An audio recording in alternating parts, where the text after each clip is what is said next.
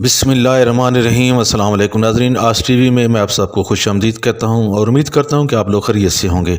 मेरे दोस्तों, मेरे पाकिस्तानी मरीम नवाज़ साहिबा ने सियासत को जिस तरफ ले जाना था वो ले जाने जा रही है। 26 तारीख को नैब ऑफिस जब उनकी पेशगी होगी तो आपको सब कुछ सामने नज़र आ जाएगा। ये सियासत कितनी संग दिल होती है, इसके सीने में दिल नहीं होता। जो लोग कहते हैं वो सही कहते हैं।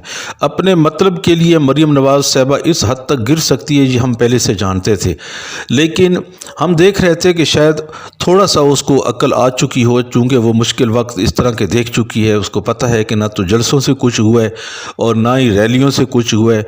बिल आखिर इमरान खान साहब 2.5 साल हो गए उनकी हुकूमत को और अगले 2.5 साल भी वो निकाल जाएंगी। जितने भी इसने हथगंडे किए हैं वो सारे के सारे डिमी फायर के तौर पे मिस हो चुके हैं। पूरी पीडीएम ने ज़ोर लगा के देखा है कि इमरान खान साहब को किसी न किसी तरीके से करके उसको घर भेजा जाए, लेकिन इमरान खान साहब के साथ अवाम की ताकत है और अल्लाह ताला की ताकत है, वो अभी भी कायम दायम है। और दूसरी बात यह है कि अल्लाह ताला इमरान खान साहब को जो कोरोना का एक मर्ज़ लाहक हुआ, अल्लाह ताला उसको सेहत कामला अता फरमाए। आमीन सुम आमीन। मेरे दोस्तों, मैं आपको बताना चाहता हूँ कि मरीम नवाज़ साहिबा ने क्या प्लान किया है। उस पर बात करने से पहले मैं आपको ये बताना चाहता हूँ कि मरीम नवाज़ साहिबा ने जो झूठ बोला है मीडिया टॉक में, मीडिया के सामने, कि मैंने डेथ सेल में दिन काटे हैं, मैंने कैद काटी है, मैंने चक्की पीसी है, तो उसकी पर मैं पहले अर्ज़ कर लूँ, फिर मैं आपको आगे चल के बताऊँगा कि वो प्लान क्या है जो मरीम नवाज़ साहिबा ने 26 तारीख के हवाले से किया है। तो सबसे पहली बात तो यह है मेरे दोस्तों, आप भी जानते हैं, मैं भी जानता हूं कि जेल के अंदर जो डेथ सेल होता है उसमें वही कैदी जाते हैं जिनको डेथ की सज़ा हो चुकी होती है, यानी सज़ाए मौत हो चुकी होती है। तो मरीम साहिबा को तो इस तरह की कोई सज़ा नहीं हुई थी, उसको तो एक आम सज़ा थी जिसके तहत उनको जेल में भेजा गया था। तो फिर डेथ सेल में मरीम नवाज़ साहिबा का जाना बनता ही नहीं है। तो मैंने अपने ज़राए से ये मालूम किया है, जेल खाना जात जो वजारत है वहाँ से कुछ मुझे इस चीज़ों का पता चला है कि मरीम नवाज़ साहिबा ने कोई ऐसी सख्ती नहीं काटी। उन्होंने ये कहा है कि मरीम नवाज़ साहिबा बहुत अच्छे तरीके से जेल में रही हैं, उनके साथ किसी किस्म की इस तरह की सख्ती नहीं की गई।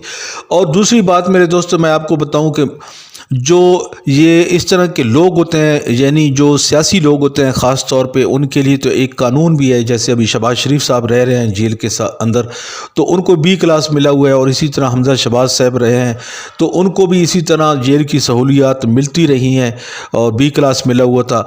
और मरीम नवाज़ साहिबा अगरचे ये कोई MNA MPA नहीं थी, लेकिन फिर भी इनको बाकी जो कैदी होते हैं उनकी बनिस्बत बहुत ही अच्छे तरीके से इनको वहाँ पे रखा गया और अच्छे तरीके से इनको मौका दिया गया रहने का।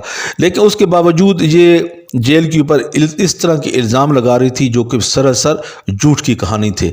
और दूसरी बात रही औरतों के लिए जेल में जिस तरह रहती हैं, तो ये तो मरीम नवाज़ साहिबा थी। आम जो औरतें होती हैं उनके साथ भी ऐसा रवैया इख्तियार नहीं किया जाता जेल के अंदर कि वो चक्की पीसें और इस तरह की जो सख्त काम होते हैं वो करें। तो ये मरीम नवाज़ साहिबा ने झूठ बोला है आपके सामने, आपने बिल्कुल उसकी बातों को नहीं मानना। और इसके अलावा मेरे दोस्तों, उसने जो दूसरा झूठ बोला है कि रहील साहब ने हमसे एक्सटेंशन मांगी थी, तो ये बिल्कुल झूठ है। रहील साहब ने ऐसा किया ही नहीं था, बल्कि उन्होंने पहले ही कह दिया था कि मैं नौकरी अपनी बढ़ाऊंगा नहीं, एक्सटेंशन नहीं मांगूंगा। तो ये बिल्कुल मरीम नवाज़ साहिबा ने झूठ बोला है और इल्ज़ाम लगाया राज शरीफ पर कि उन्होंने हमसे एक्सटेंशन मांगी थी और जब हमने उसको ना दी तो फिर ये पैनामा आ गया। हालांकि पैनामा जो था वो एक इसको आप कह सकते हैं कि इंटरनेशनल स्कैंडल था, जिसमें काफ़ी मुल्कों के सियासतदान उसमें आए थे, उनके नाम आए थे, और कुछ के मुल्कों के वज़ीर आज़म ने रिज़ाइन भी किया उसी पैनामा की वजह से। तो उसी की वजह से आप लोग उसकी जद में आए और आपके साथ ये पूरी अदालती कार्रवाई हुई और आप लोगों को बहुत बड़ा मौका मिला। पाकिस्तान की कोर्ट में आपको मौका दिया कि आप लोग बताएं अपनी सफाई में, जो भी बताना चाहते हैं, मनी ट्रायल देना चाहते हैं तो आप दें, लेकिन आप लोग उसमें नाकाम रहे और फिर आपको सज़ाएँ हुई। और आप अभी इल्ज़ाम ठहरा रही हैं कि जनाब रहील शरीफ साहब को हमने एक्सटेंशन नहीं दी तो उसकी वजह से पैनामा है। तो मेरे दोस्तों, ये भी मैंने आपको झूठ क्लियर कर दिया मरीम नवाज़ साहिबा का। अब मैं आपको बताता हूं कि 26 अप्रैल को मरीम नवाज़ साहिबा ने जो आना है नैब की पेशगी में, वहां पे इन लोगों ने क्या प्लान किया है। तो सबसे पहले मैं दोस्तों आपको बताता चलूं कि कल लाहौर में बड़ी मीटिंग हुई है जनाब फजलुर रहमान की और मरियम नवाज़ साहबा की, और उसके बाद ये एक अलामिया एक तरह से आप कह लें इसको जारी हुआ है कि अलामिया में मौलाना फजलुर रहमान ने ये कहा है कि हम लोग 26 तारीख को पूरे PDM के रहनुमा जितने भी हैं और PDM के जो आलाकार जो भी हैं वो भी हमारे साथ होंगे, और साथ हम आवाम को भी साथ लेकर जाएंगे। यानी उन्होंने इशारा किया है अपने जो उसके वर्कर हैं, जो उसके वोटर सपोर्टर हैं, उनको भी साथ मिलाने की उसने कोशिश की है।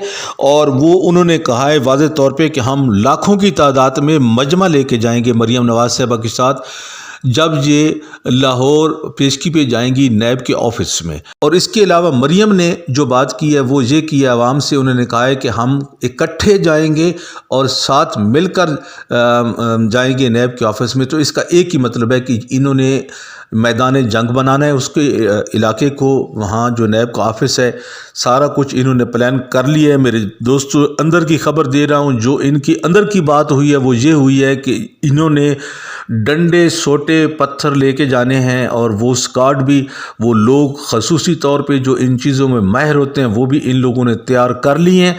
और उनके साथ साथ मैं आपको ये बात बताऊं कि मरियम नवाज़ साहबा की और मौलाना फजलुर रहमान की, नवाज़ शरीफ की ये सोच भी है कि हमें कोई चंद लाशें मिलनी चाहिए वहाँ से, चंद लाशें मतलब 30, 35, 40 भी हो सकती हैं।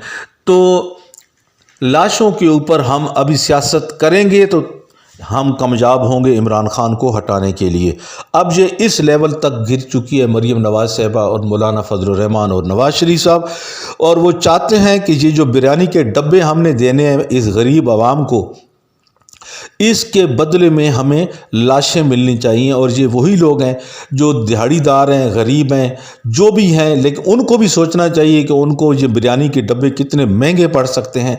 लेकिन वो लोग चूँकि आदी हो चुका है इन लोगों से बिरयानी के डब्बे खाने के लिए, तो अब वो लोग तैयार हैं, बिल्कुल उनकी ट्रेनिंग की जा रही है कि आप लोगों ने लड़ाई कैसे करनी है, कहाँ से आपने नैब के ऑफिस पे हमला करना है।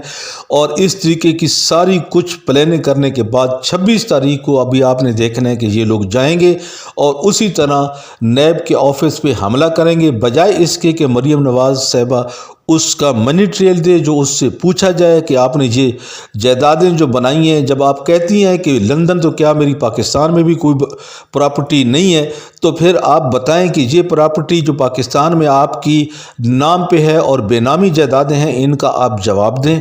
तो आप उनकी रसीदें दे दें, साफ सी बात है, छोटी सी बात है। इन लोगों को मरवाने की क्या ज़रूरत है, ये डंडे सोटे ले जाने की क्या ज़रूरत है आपको?